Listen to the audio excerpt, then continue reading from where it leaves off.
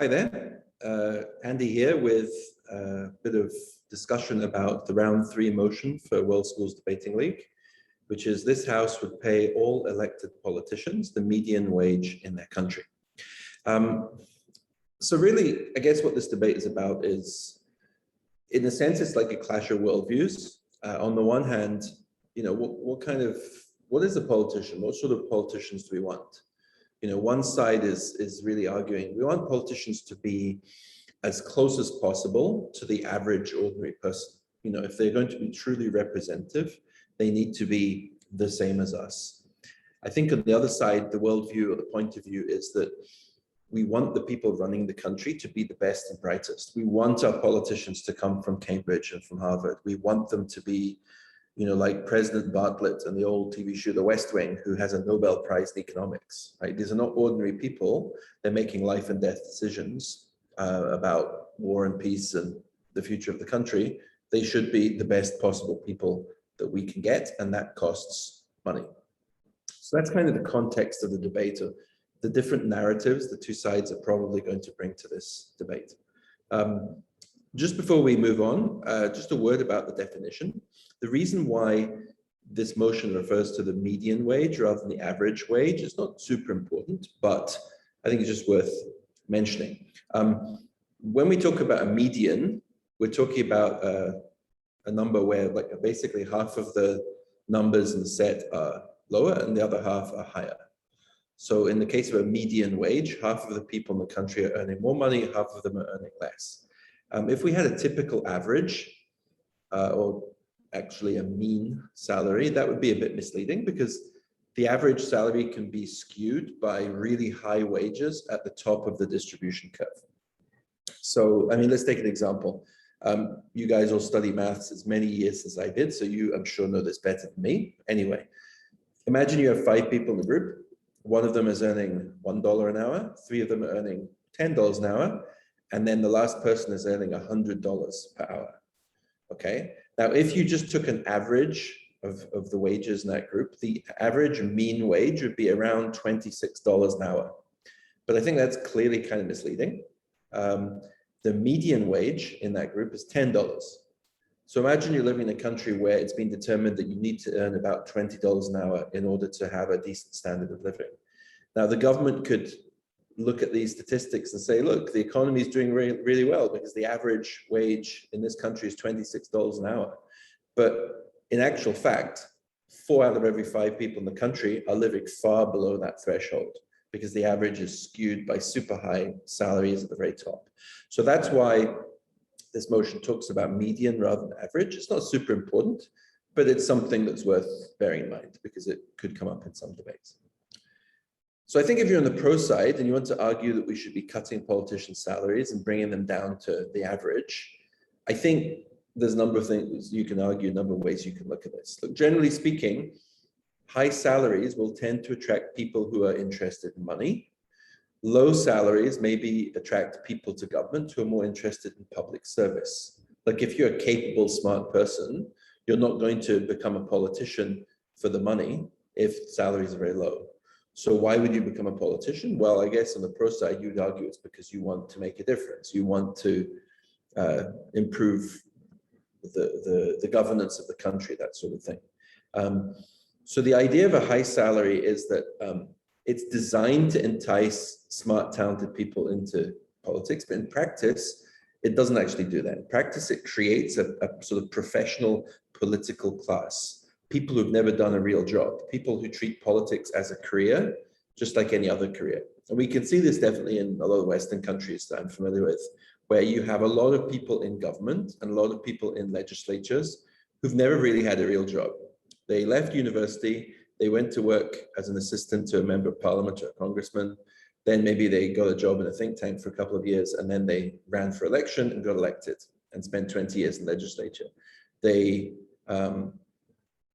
are insulated from ordinary people's problems, and partly as a result, they're extremely unpopular. So I think you would argue on the pro side that high salaries are a significant reason why many politicians are sort of cut off from the concerns of ordinary people.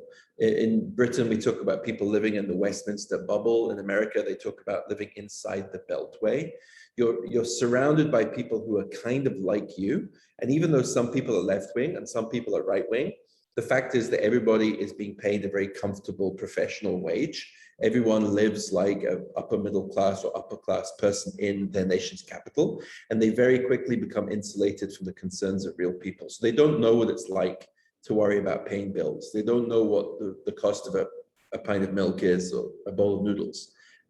So they're less likely to respond to those concerns from voters when they're highly paid. They send their kids to private schools, even the left-wing politicians, they enjoy private healthcare and so on and so forth. Now, I think you should note that there are two versions of this claim, okay? One is that, like, if politicians don't have enough money, then they will be forced to live like ordinary people, and they will have to care about how ordinary people live because they too have to pay the same taxes as everybody else. They too have to send their kids to the same schools and so on. The sort of weaker version of this claim is that they will have more empathy with ordinary people if they are in a similar situation. So even though they might have a different living situation to some extent, they can empathize with people more when they're not super rich or they don't live in a bubble. It's up to you, like, which version of this claim you concentrate on. Of course, you can make both. They're not mutually exclusive, but there's always a choice in debates, how strong you want your claim to be, what you think the burden is on you to prove. I don't think you have to send your kids to public school to care about the conditions in public schools, but clearly it helps if you are subject to the same pressures and the same circumstances as everybody else within the society. So that's the basic argument for paying politicians median wage. Bring them closer to the concerns of ordinary people. Try to reduce the political class in a society, which becomes kind of self-perpetuating. Everybody wants to grab onto those sort of lucrative gravy train jobs, and instead entice people into politics based on their desire to be public servants and nothing else. So if you're the sort of person who's motivated by $250,000 salary, then you're not going to go anywhere near politics. And you know what? The pro side would say, good. We don't want somebody like you, because we want people who are drawn from ordinary echelons of society. We want people who have done manual labor jobs. We want people who've been unemployed. We want people who are, kindergarten teachers and everything else, not people who are CEOs and executives and, generals in the military and all that kind of thing. So if having low salaries actually dissuades those people from joining politics, then so much the better. And I think another thing you would argue on the pro side is, look, those rich people, though they have significant capital, both political and obviously economic, they already have massive influence within the society. Like in both sides of this debate, society is going to remain skewed towards the wealthy and the powerful and the socially and economically well-connected. So at least if we have political class, which is comprised of ordinary people, you have a better chance of having more egalitarian laws and policies. You have a better chance of a government which actually responds to people's needs rather than the desires of lobby groups or the desires of wealthy people. So that's the argument on the pro side. I think from the opposition side, look, the basic argument is that higher salaries are going to attract the best people, and that we want our politicians and our political leaders to be smart. We want them to be successful. We want them to be decisive. We want them to be the best of us, basically. If you want such people, you want people with real world experience, you want people who have been successful, bringing their experience into the political sphere, then you need to reward them. You need to pay them. This is particularly true because, being a politician should mean losing lots of money-making opportunities, right? It should mean in some cases you have to give up shares in certain companies because of conflict of interest, or you divest your interest in the company that you own. Obviously, it doesn't always work out like this in practice. I mean, you look at President Trump in the United States, who didn't do these things despite a fairly strong norm saying that US politicians are supposed to get rid of their shares in family businesses or put them in a trust or something like that. But generally speaking, for such successful people, not that Trump is necessarily successful, but for a businessman who, is in charge of multi-million-dollar enterprises, it's very hard to entice a person like that if you're paying them $20,000 a year. It's doubly true when the modern media is so intrusive, right? When your private life is picked over in such detail when you're running for office. Like, if you are successful, why would you go through that when you could just kind of stay quietly out of the public eye, making money, and nobody's bothering you, newspapers aren't writing stories about you, and so on and so forth. So that's one of the basic arguments for paying higher salary, is at the end of the day, being the president or being a senior politician is one of the most important jobs in the country, right? It is crucial for everybody's well-being that the person running the national economy knows about economics, that the finance minister understands business and understands how the economy works, because otherwise everyone's going to suffer. So in that context, paying $200,000 a year, whatever it may be, is a very reasonable investment to make sure that we have high caliber people applying to politics and wanting to be part of the political system. Now, I guess from the pro side, the response could be, well, do we really want that sort of person? I mean, experience suggests that being quote unquote successful outside of politics isn't necessarily a great indicator of how well you will do in politics. I mean, again, to take the example of Donald Trump, there's a lot of evidence to suggest that Trump is actually not a successful businessman in many ways. But one of his arguments, one of his selling points was, well, I've built things as part of my construction companies, my real estate holdings. I have real world experience. I'm going to transfer this experience into the political sphere and do for America what I did for my business, right? That was the pitch. I can leave it to you to decide whether you think that was something that he executed on or not. But I think the pro side could well respond. I think we've had enough of those kind of people. Maybe we want people with real world experience at the front end of public service rather than people who've got experience in just making lots of money. You could also argue high salaries give politicians incentive to actually enact more voter-friendly policies. Like, once in office, you have an incentive to stay in office because you're being very well rewarded. Okay, so in the same way as in a business, you would say, well, the customer's always right. So I'm making lots of money from my online store selling whatever it is. If we see customer demand is changing, then we adapt our products to change to suit the customer, because otherwise I'm not going to be making so much money next year. The same can be true of politicians. Like, if there is widespread anger, let's say, over the standard public education in the country, then even though my own kids don't go to public school, I'm a politician, I'm not stupid. I realize that I'm not going to get reelected if I neglect my constituents. So arguably having a high salary makes people more keen on guarding their privilege. And in a democracy, that means enacting policies the voters want. It means being popular. That, again, is a double-edged sword, but you can argue that. I think there's another couple of things that you can say on the opposition side. I think you can say, look, the problem with the pro-side model is that low salaries mean that the people who enter politics will actually be more privileged people, okay? So this is taking the impact of the pro-side and trying to turn it against them. Having low salary does not mean that the people who run into politics will be ordinary people. On the contrary, it's going to be people who are more privileged, because politics is always going to be attractive. Politics promises power. It promises influence, also promises the opportunity for corruption. We'll come on to that in a second. But if salaries are low, then the only people who are going to be able to afford to spend 10, 20 years in politics are people who are independently wealthy, people who are able to forego high salaries that they could get somewhere else. So you look at somebody like Boris Johnson in my own country, the United Kingdom, or you look at Trump, or for that matter, Joe Biden in the USA, you look at Imran Khan in Pakistan, or the Shinawatras in Thailand. These are people who don't care about the salary that's on offer because they're already wealthy. They didn't go into politics, for the most part, to make more money. They went into politics because they wanted power. They wanted influence. Now, maybe there's opportunities for self-enrichment and corruption and so on, blah, blah, blah. But in the main, these are people who would probably live a very comfortable life if they weren't involved in politics. They want to get involved in politics because it offers them prestige, it offers them power, it offers them things which they can't buy through simply money. In that scenario, paying low salaries can actually be worse, because it means that like those people have the sort of field to themselves. Other people who might be able to challenge them, who might be able to take them on and defeat them in the election, are not interested because they're going to have to lower their standard of living. And I think maybe the last big argument on the con side is the idea of corruption.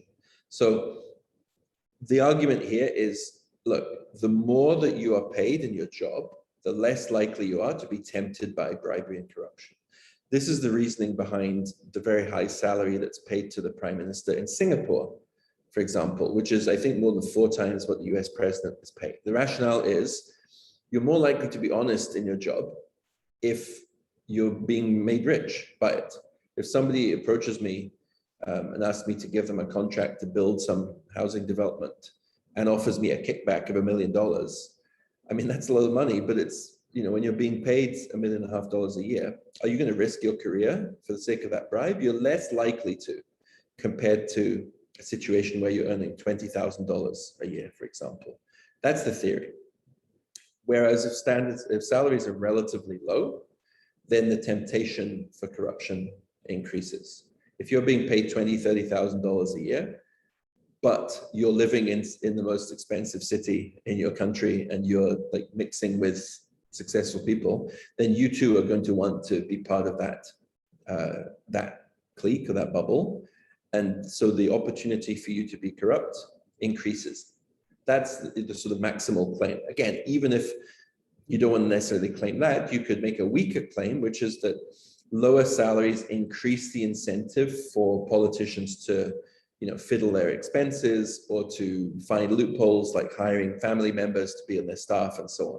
We saw this in the UK where, to be honest, members of parliament are relatively well paid, but they're certainly not paid the way that CEOs in London are. And so what you find is that politicians put as much as possible on their expenses claims. They hire members of their family to read through their mail or to work in their office, that sort of thing. So you don't necessarily have to prove that everybody's going to become super corrupt, but you do need to show that there is a tendency towards self-enrichment to some extent when salaries are lower. Now, you can argue in this debate that's non-unique. Okay, so the US president's salary is relatively high. I think it's about $400,000 a year. But you look at someone like Donald Trump. Trump donated almost all of his salary to different parts of the US government. This is a matter of public record. It was something he promised, but something that actually, bizarrely, he did. So he gave money to the Parks Department, to blah, blah, blah. And, the money's on file. You can see that he did that. Does that mean that he wasn't corrupt? Well, no. I mean, arguably the most corrupt president in modern US history. If you have that much money, then you can make a gesture like, getting rid of a salary and so on. But you can argue the salary doesn't really have any link to the standard of governance or the corruption that takes place, et cetera, et cetera. But we can certainly see in many countries around the world that you have lots of, well-connected, privileged people going into politics, kind of regardless of the amount of money they're paid.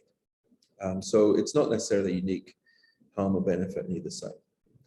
So that's some of the context of this debate. Like I said at the beginning, I think it's more effective in this debate if you can put forward a sort of coherent worldview, a coherent, even almost philosophical view of why you think politicians should be either extremely well rewarded or given the same amount as the rest of us.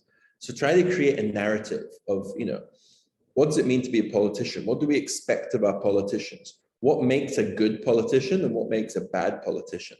So instead of just presenting like a shopping list of harms and benefits of paying lots of money to politicians, trying to fold in all of this reasoning into like a coherent view and trying to say to the judge, look, judge, most of our problems in our societies come about because the people who govern us don't care about us. They are not ordinary people. If they were ordinary people before, they become insulated by privilege in a bubble of wealth and power and influence. And the only way that we can break this is by requiring politicians to live as the rest of us do. Or on the other hand, say, the reason why we have such mediocre politicians and mediocre governance is because, frankly, we don't pay them enough. And if we rewarded political jobs commensurate to the importance they have within society, which is very near the top, then we would get the best people applying to be politicians. And then it's up to us as voters to make sure that we make smart choices and elect somebody who's clever rather than somebody who plays a clever person on TV. But I think like creating a clear philosophical view and a clear narrative of why your side's policies are best, I think is going to be much more effective in the debate than saying, here are 3 reasons why lowering politicians' wages leads to better outcomes. So that's a little bit about this debate. Hope you found it interesting. Remember, you can also see 2 or 3 articles in the reading packet, which we're posting in Discord at the same time. And see everybody for round 4 next Wednesday. Bye-bye.